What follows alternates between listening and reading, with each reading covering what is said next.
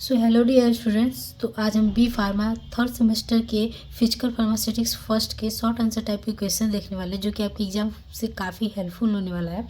सो अगर आप इस चैनल पे नए हैं तो चैनल को सब्सक्राइब कर दीजिए, बेल आइकन को प्रेस कर दीजिए ताकि मेरे न्यू वीडियोज़ के नोटिफिकेशन आपको मिलते रहे।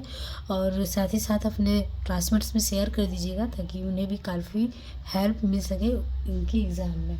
सो वीडियो को स्टार्ट करते हैं। तो सबसे पहला क्वेश्चन हमारा राउल्स लॉ, जो कि ये एक इम्पॉर्टेंट तो है ही है, बट इस काफ़ी नॉर्मल क्वेश्चन है जो कि एग्जाम में हमेशा पूछता रहता है। तो इसको देख लेते हैं। According to Raoult's law the particle pressure, जो पार्टिकल का प्रेशर है of gas in containers in equal. तो जो पार्टिकल का प्रेशर है और गैस का जो एक कंटेनर में जो गैस है दोनों बराबर होते हैं। ठीक है, एक कंटेनर में अगर पार्टिकल है और उस पर से गैस है तो दोनों का प्रेशर बराबर होता है। To their vapour pressure mole fraction multiplication. ठीक है, तो इसमें आपका ये फार्मूला है, अगर आप लिख देते हैं तो काफ़ी अच्छा नंबर गेन कर। 2 मार्क्स का क्वेश्चन तो आपको 2 मार्क्स मिल जाएगा। तो P is equal to P0 into x. ठीक है, जहाँ पर P का आपका प्रेशर है और जो P0 वो मोल वॉल्यूम प्रेशर है और एक्स आपका मोल फ्रैक्शन है। ठीक है, फिर से मैं रिपीट कर देती हूँ। सो ये आपका P is equal to P0 into x. ठीक है, जहाँ पे आपका क्या है, P है पार्टिकल प्रेशर है और P0 जो है वेपर प्रेशर और x जो है आपका मोल फ्रैक्शन है। ठीक है, सो ये आपका एक क्वेश्चन प्रिपेयर हो गया। देन आपका सेकेंड क्वेश्चन है चार्ल्स लॉ। ठीक, आपका दोनों ये जो राउल्स लॉ है और चार्ल्स लॉ है, जो दो नियम है अब काफ़ी इम्पोर्टेंट है, तो इसको भी हम IMP कर लेते हैं। चार्ल्स लॉ का जो है, Charles law that at constant the value of a field amount gas in directly proportional of the kelvin temperature और एब्सोल्यूट टेम्परेचर। ठीक है, तो ये आपका जो आएगा V, जैसे V आपका V जो वॉल्यूम है यहाँ पे, K कांस्टेंट, T आपका टेम्परेचर, तो V is equal to KT। ठीक है, तो ये आपका चार्ल्स लॉ हो गया। सो आपका थर्ड और ये भी मोस्ट इम्पॉर्टेंट क्वेश्चन है जिसको हम IMP कर रहे हैं, ये आपका बायल्स लॉ है। ठीक है, तो at constant temperature and pressure of filled amount of gas inversely varies with the volume of gas. ठीक है, तो आपका P V is equal to K, जहाँ पे आपका P प्रेशर है और V वॉल्यूम है और K कांस्टेंट है। ये आपका मोस्ट इम्पॉर्टेंट क्वेश्चन होने वाला है और ये तीनों आप प्रिपेयर करके जा सकते हैं। आपको ये देखिए, आपका राउल्स लॉ है जो कि आपका ये 2 मार्क्स का तो है, बट ये आपका 7 मार्क्स में भी मोस्टली पूछ देता है और 2 मार्क्स में आपकी ये दोनों आपकी जो चार्ल्स लॉ है बायल्स लॉ है अक्सर पूछता रहता है। सो आपका नेक्स्ट क्वेश्चन है लेटेंट हीट। लेटेंट हीट को हम गुप्त ऊष्मा भी बोलते हैं,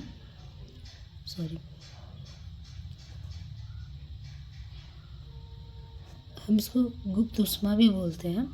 तो इसको देखिए, लेटेंट हीट को अगर आपको मैं समझा दूँ तो ऐसे है कि देखिए, होता क्या, मान लीजिए आप कोई कंटेनर लिए हुए हैं। ठीक है, और कंटेनर में पानी भरा हुआ है, इसमें क्या है, वाटर।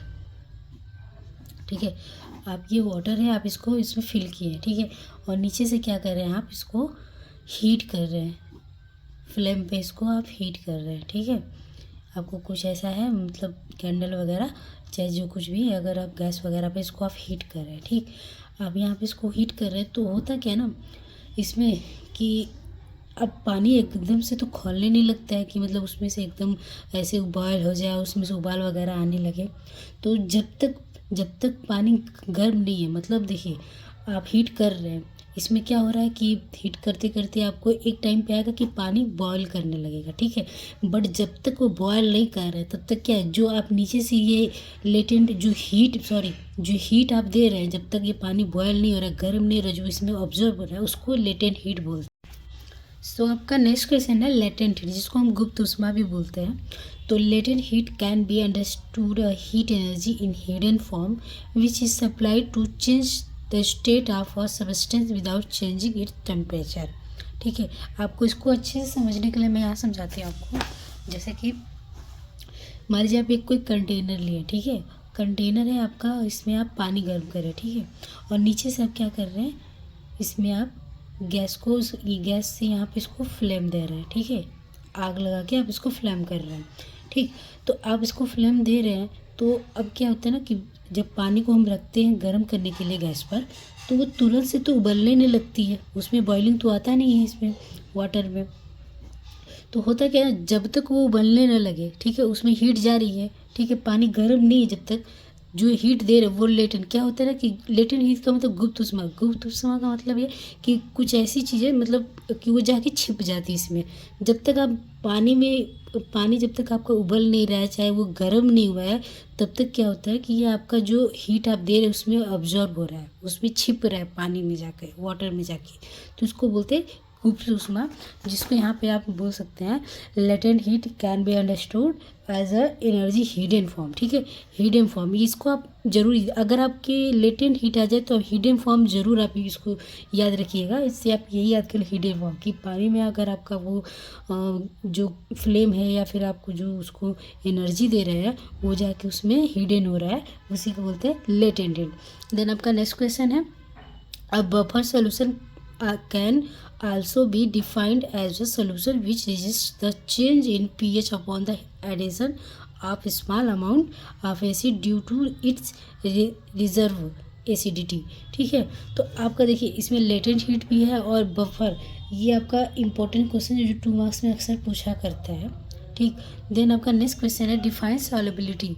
ठीक, तो सॉल्युबिलिटी को डिफाइन करना है, तो solubility is a define as the maximum concentration of a substance that may be completely dissolve in a given solution at a given temperature and pressure। solubility को आप बता ही सकते हैं, ये काफ़ी छोटा और बोले एकदम इम्पोर्टेंट और ये बोले इजी सा क्वेश्चन है कि मान लीजिए कोई टेम्परेचर है और उसमें आपको सोल्यूशन है, तो जब तक कोई कंटेनर, मान लीजिए जब ऐसा है कि अब एक कंटेनर, इसमें आपने क्या डाला, चीनी डाल दिया और वाटर डाल दिया, ठीक है, शुगर डाल दिया और वाटर डाल दिया, जब तक कि ये पूरा अब्जॉर्ब नहीं हो जाएगा, घुल मिल नहीं जाएगा, तब तक सॉल्बिलिटी होगी नहीं।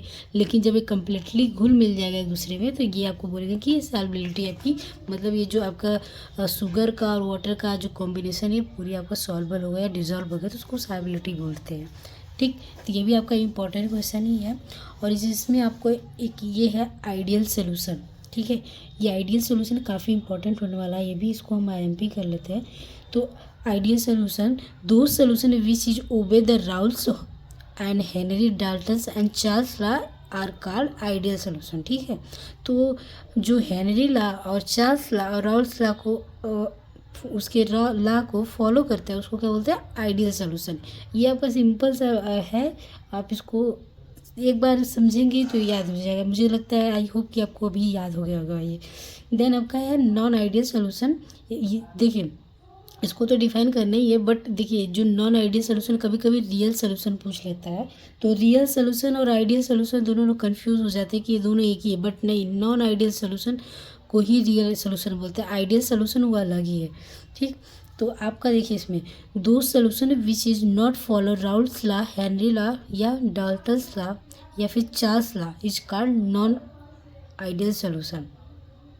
इसमें क्या है, आइडियल सोल्यूशन में सारे लॉ जो राउल्स हैं और हेनरी, डाल्टन्स, चार्ल्स इसको फॉलो करते हैं, तो आइडियल सोल्यूशन है। बट इसमें क्या होता है कि इसमें हेनरी लॉ और डाल्टन्स लॉ, चार्ल्स लॉ किसी भी लॉ को फॉलो नहीं करते हैं, उसको हम क्या बोलते हैं, रियल सोल्यूशन। सो आपका नेक्स्ट क्वेश्चन है डिफाइन बाइनरी सॉल्यूशन। तो binary solution is a mixture of two liquid that are completely miscible with another या फिर वन अदर। तो इसको हम डिफाइन करते हैं, देखिए आपको समझने के लिए अच्छे से मतलब। तो बाइनरी सॉल्यूशन क्या होता है ना कि दो सॉल्यूशन है कोई, उसका मिक्सचर है। ठीक, मान लीजिए आपने क्या किया, इसमें मिल्क ले लिया, ठीक, ये आपका इसमें मिल्क है, मिल्क भी सॉल्यूशन है। अब इसमें आप क्या कर रहे हैं, वाटर ऐड कर रहे हैं। ठीक, तो जब तक ये मिक्स हो जाएंगे, आपने अक्सर देखा है वाटर और मिल्क दोनों मिक्स हो जाते हैं, तो ये मिक्स हो जाए, इनको क्या बोलेंगे हम, बाइनरी सॉल्यूशन। ठीक, आई होप अच्छे समझ में आया होगा। देन आपका नेक्स्ट क्वेश्चन है डिफ्यूज़न। तो diffusion is the movement of molecules from higher concentration area to low concentration area. ठीक है, तो हायर कंसंट्रेशन, देखिए आप मान लीजिए ये आपका पार्टिकल साइज है कोई, ठीक है, मान लीजिए पत्थर है, ठीक है, जो कुछ भी है, ठीक। हायर कंसंट्रेशन टू लो, ये आपका हायर कंसंट्रेशन है, जा किधर है, लोअर कंसंट्रेशन, ये आपका हायर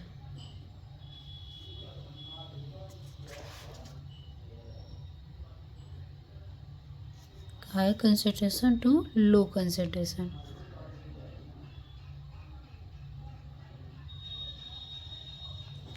देखिए होता क्या ना, अगर मान लीजिए इसमें आपका ये आपका पत्थर है बड़ा बड़ा, और इसमें आप क्या कर रहे हो, वाटर जा रहा है, ठीक है, आपका इससे वाटर जा रहा है, तो ये हायर कंसंट्रेशन है, बट ये आपका सैंड है, ठीक है, सैंड मान लीजिए बालू है, आपका रेत है, और इसमें क्या है, इधर से आपका वाटर जा रहा है, तो मान लीजिए आपका पत्थर है, तो इसमें आपका जो स्टोन है इसमें से तो जल्दी से चला जाएगा वाटर बाहर, बट सैंड में क्या धीरे धीरे आएगा, उसको टाइमिंग लगेगा। तो यही है कि तो आपको ऐसे डिफ्यूजन को डिफाइन करेंगे आप कि the movement of molecule from higher concentration to low concentration, ठीक है, मॉलिक्यूल का जो मूवमेंट है, the movement of molecule high to higher concentration to low concentration is called diffusion. So आपका नेक्स्ट क्वेश्चन है vapour pressure. Vapour pressure is a measure of the tendency of a material to change into the gaseous or vapor state। तो vapour pressure आप ये जान सकते हैं, देखिए मान लीजिए आपका वाटर है और आप इसको हीट कर रहे हैं, ठीक है, यहाँ से आप इसको हीट कर रहे हैं, तो जब तक ये वाटर गैस में चेंज ना हो जाए, ठीक है, तब तक वो प्रेशर तो देगा, वेपर प्रेशर तो देगा नहीं। तो जब तक ये गैस में चेंज नहीं हो जाएगा तब तक तो ये, अगर वो चेंज हो गया मतलब गैस में चेंज हो गया और इसकी भाप वगैरह की निकलने लगा तो ये वेपर प्रेशर बना देगा, ठीक है, तो ये आपका वेपर प्रेशर है। सो आपका नेक्स्ट क्वेश्चन है डिफाइन ग्लासी स्टेट है, आपका काफ़ी इंपॉर्टेंट क्वेश्चन जिसको हम IMP कर लेते हैं। सो उसको देख लेते हैं। Glassy state is a state of matter that combine the rigidity of crystal with the random molecule structure of liquid, ठीक है, तो आई होप आपको समझ में आ गया होगा। सो आपका नेक्स्ट क्वेश्चन है डिटर्जेंसी। डिटर्जेंसी इज अ मतलब एक ये फेनोमेना है डिटर्जेंसी, आपको आपके घर में आप आसानी से देखे होंगे। डिटर्जेंसी किसको बोलते हैं ना, जैसे आप कोई ऐसा फेनोमेना या फिर कोई ऐसे प्रोडक्ट जो डर्ट को और फॉरेन मटेरियल वगैरह या ये आपके बैक्टीरिया वगैरह को किल करने का वर्क करते हैं, उसको डिटर्जेंसी बोलते हैं। तो it is the phenomena is which dirt और foreign material is remove from the surface with the help of surfactant, ठीक है, दो चीज़ है इसमें, एक सर्फेक्टेंट है और एक डिटर्जेंसी है, ठीक। तो सर्फेक्टेंट क्या होता है ना, जैसे आपका इसमें सर्फेक्टेंट में आपको एग्जांपल दे दे तो सोप, डिटर्जेंट पाउडर, ये फिनॉल वगैरह आपका ये आ जाएगा, फिनॉल जो घर में आप यूज़ करते हैं, तो ये आपका सर्फेक्टेंट हो गया, और डिटर्जेंसी ये फेनोमेना है, ठीक, एक इसमें आप कंफ्यूज मत होइएगा। देन आपका नेक्स्ट क्वेश्चन है liquid crystal. Liquid crystal is the state in which the material bear both properties, some property of solid and some properties liquid, ठीक है, तो लिक्विड क्रिस्टल आपका आ गया है ये। तो लिक्विड क्रिस्टल में आप देख सकते हैं जैसे आपका जेल आ जाएगा, ये आपका एग्जांपल है लिक्विड क्रिस्टल में। तो कुछ लिक्विड क्रिस्टल में आपका सॉलिड भी आएंगे और लिक्विड भी आएंगे। सो यहाँ पे आपको इसको लिक्विड क्रिस्टल के टाइप देख लेते हैं।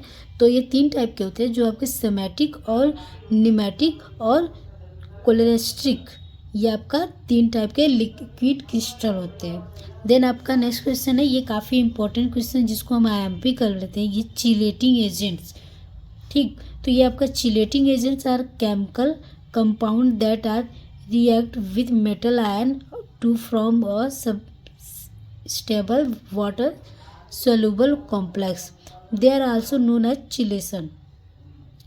तो ये क्या करते हैं ना कि ये एक कोई चिलेशन एक केमिकल कंपाउंड है जो कि मेटल्स आयन से ये रिएक्ट करके उनको स्टेबल वाटर या सॉल्युबल कॉम्प्लेक्स में चेंज कर देता है, उसको चिलेटिंग बोलते हैं, ठीक। ये 2 चीज़ें हैं, देखिए एक चिलेटिंग एजेंट्स है और एक चिलेट्स कंपाउंड है, ठीक, आप इसमें कंफ्यूज नहीं होइएगा, ये 2 चीज़ें हैं, आप कंफ्यूज नहीं होइएगा, चिलेट्स को ही चिलेशन बोलते हैं, तो ऐसा नहीं है, या फिर चिलेटिंग है, ऐसा नहीं है। तो chelates is a chemical compound composed of metal ion and a chelating agents. ये क्या है, चिलेट इससे ही बनता है, और ये क्या करता है मेटल आयन को कंपोज करता है। देन आपका आ गया कॉम्प्लेक्सेशन, ये भी आपका IMP, इसमें आपको कोई सारे क्वेश्चन टच करके जाना, क्योंकि आपके 2 मार्क्स के क्वेश्चन काफ़ी यहीं से बनते ही हैं। Complexation is the combination of individual at group ion or molecule to create on longer ion or molecule। ठीक, तो ये क्या है, आपका एक इंडिविजुअल कॉम्बिनेशन है, या फिर बोले तो आयन का ग्रुप है, या फिर मॉलिक्यूल का, जो लार्ज आयन को, जो सबसे बड़े आयन को ये क्रिएट करता है। नेक्स्ट क्वेश्चन है सॉल्युबलाइजेशन। सो इसमें आपको डिफाइन करना है सॉल्युबलाइजेशन को। तो the process of increasing the solubility of organic compound in equal system due to presence of surfactant is called solubilisation. ठीक है, तो ये आपका सिंपल सा और ये IMP क्वेश्चन है, बहुत ईजिली इसको डिफाइन करना है आपको। सो आपका नेक्स्ट क्वेश्चन है HLB स्केल। तो ये आपका इम्पोर्टेंट क्वेश्चन है, जिसको हम हाइड्रोफिलिक लिपोफिलिक बैलेंस भी बोलते हैं। इस स्केल को पूरा इसका नेम है, तो इसको डिफाइन करना है। हाइड्रोफिलिक लिपोफिलिक बैलेंस या फिर HLB is the balance of the size and strength of the hydrophilic and lipophilic moieties of a surfactant molecule. ठीक, तो ये आपको इसका सरफेक्टेंट मॉलिक्यूल का जो ये स्केल होता है, जिससे आप इसको मेजरमेंट करते हैं लेबोरेटरी वगैरह, इंडस्ट्री वगैरह में। देन आपका नेक्स्ट क्वेश्चन है बफर कैपेसिटी। तो बफर कैपेसिटी को डिफाइन कर सकते हैं, the property of a solution which resist the change in pH और addition of acid base and water. ठीक, तो जो सॉल्यूशन का जो रेजिस्ट होता है ना, उसका या फिर बफर कैपेसिटी pH को चेंज कर देता है, एसिड बेस और वाटर के pH को चेंज कर देता है। तो buffer capacity is equal to no of mole of acid or base added to 1 litre buffer solution upon change in. ठीक, तो ये बफर कैपेसिटी मैंने बोला है कि इसका एसिड और बेस की कैपेसिटी को चेंज कर देता है, उसके pH लेवल को चेंज कर देता है। देन आपका नेक्स्ट क्वेश्चन है बफर आइसोटोनिक सोल्यूशन, या फिर आइसोटोनिक सोल्यूशन भी बोलते हैं इसको। कंफ्यूज नहीं रहेगा अगर आइसोटोनिक बोले, अगर डिफाइन द आइसोटोनिक सोल्यूशन या फिर बोले define the buffer isotonic solution, तो ये दोनों सेम ही है, कंफ्यूज नहीं होना है आपको। तो isotonic buffered solution is define as a solution which maintain the isotonicity and pH as that of the body fluid. ठीक, तो ये क्या करता है ना, ये आइसोटोनिसिटी को मेंटेन करता है, तो इसको क्या बोलते हैं, बफर आइसोटोनिक सोल्यूशन। सो आपका नेक्स्ट क्वेश्चन है different between crystalline and amorphous solution. तो आपको एमॉर्फस सोल्यूशन और क्रिस्टलाइन सोल्यूशन को दोनों के बीच में डिफरेंट करना है। तो ये काफ़ी इंपॉर्टेंट और IMP कर लेते हैं, काफ़ी इंपॉर्टेंट और IMP क्वेश्चन है, आपका बहुत इंपॉर्टेंट होने वाला है। तो it have well defined shape high. ठीक, तो इसका वेल डिफाइंड शेप होता है क्रिस्टलाइन सोल्यूशन का, और एमॉर्फस सोल्यूशन का इरेगुलर होता है। ठीक, तो देखिए क्रिस्टलाइन सोल्यूशन जो होते हैं ना आपके, तो इसके क्या होता है ना, एक वेल डिफाइंड शेप होते हैं कि ये इस टाइप में है, राउंड है, सर्कल है, या फिर जैसे भी है, इसका वेल डिफाइंड। और इसके क्या होते हैं ना, इरेगुलर होते हैं, उसके मालिक्यूल कहीं से भी कहीं जाके जुड़े जाते हैं। ठीक है, तो ये ऐसे होते हैं, और they have sharp melting point. तो ये क्या करते हैं ना, ये कम टेम्परेचर पे बहुत जल्द ही मेल्ट हो जाते हैं, और they are low melting point. और इनको कितना भी टेम्परेचर, आप इनको टेम्परेचर देंगे बट ये धीरे धीरे पिघलते हैं। जैसे आप इसमें मोम भी ले सकते हैं, ये काफ़ी अच्छे से पिघलने लगते हैं। दे आर ट्रू सॉलिड, और ये क्या होती है true solid, they are pseudo solid. ये क्या होता है, ट्रू सॉलिड जो होता है ना, काफ़ी थोड़ा हार्ड होता है, और आप बोलेंगे तो काफ़ी आसानी से टूट तो नहीं सकता है, बट ये स्यूडो सॉलिड होते हैं, एक बार करेंगे तो टूट सकती है। काफ़ी स्ट्रॉन्ग होते हैं और ये थोड़े नरम होते हैं। तो इसमें आपका एग्जांपल आएगा डायमंड या फिर ग्लास वगैरह आ जाएगा। ग्लास में आप देखेंगे इसे सारे मार्कुल एक तरीके के होते हैं, डायमंड में भी उसके मार्कुल रेगुलर में लगे होते हैं। और चाक इसमें आपका एग्जाम्पल आएगा, देखेंगे उसका रेगुलर नहीं इरेगुलर इसके मार्कुल कहीं से भी ऐसे लगे होते हैं। सो आपका नेक्स्ट क्वेश्चन है सरफेस टेंशन। तो surface tension is the tendency of a fluid surface to shrink into minimum surface area possible. ठीक, अगर आपको ये नहीं समझ में है तो आपको दूसरा है जो काफ़ी इंपॉर्टेंट और इजी सा है, ये आपको डिफाइन करना है। The phenomena occurs when the surface of a liquid is an contact with another phase. ठीक, आपको समझ में आ गया होगा ये काफ़ी अच्छे से। देन आपका नेक्स्ट क्वेश्चन है सरफेस फ्री एनर्जी। ठीक, तो इसको आप SFE भी बोलते हैं, कभी कभी पहले इसको तो MP कर लेते हैं, और ये कभी कभी 2 मार्क्स में लिख देते हैं, मतलब क्वेश्चन पूछ देता है डिफाइन SFE, जिसका फुल फॉर्म होता है सरफेस फ्री एनर्जी।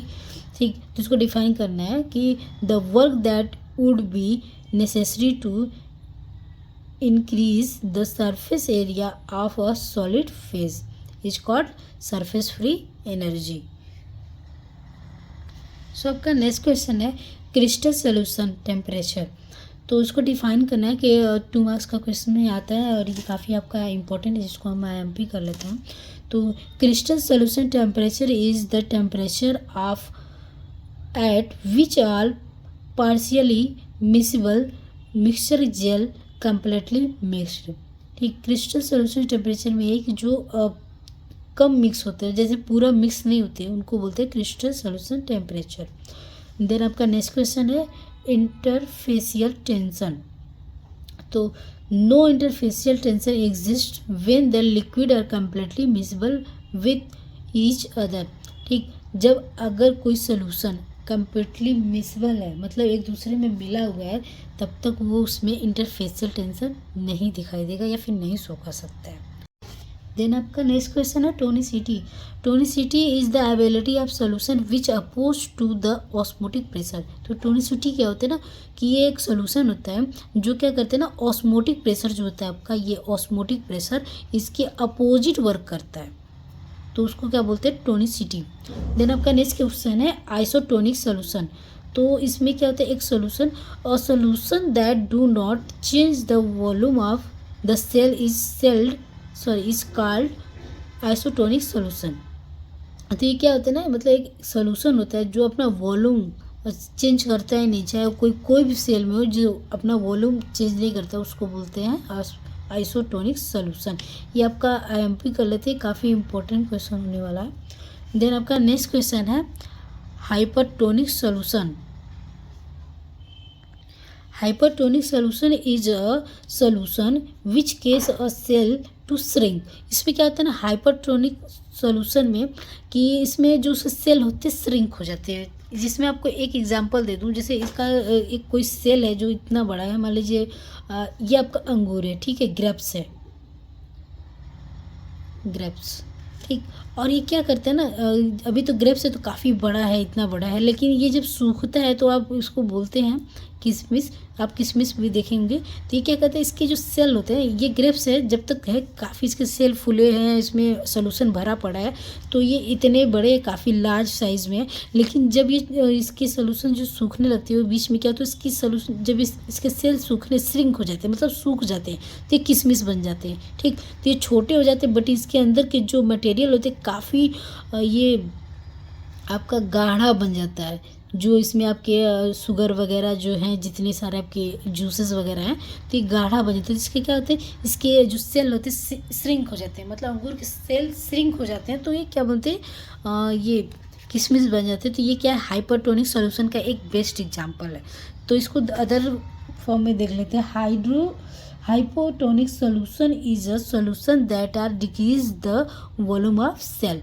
तो ये आपका हाइपरटोनिक सॉल्यूशन था। और वीडियो कैसा लगा कमेंट्स में ज़रूर बताइएगा, और चैनल को सब्सक्राइब कर दीजिए, बेल आइकन को प्रेस कर दीजिए, और अपने क्लासमेट्स में शेयर कर दीजिएगा ताकि उन्हें हेल्प मिल सके। थैंक यू फॉर वॉचिंग, मिलते हैं नेक्स्ट वीडियो में।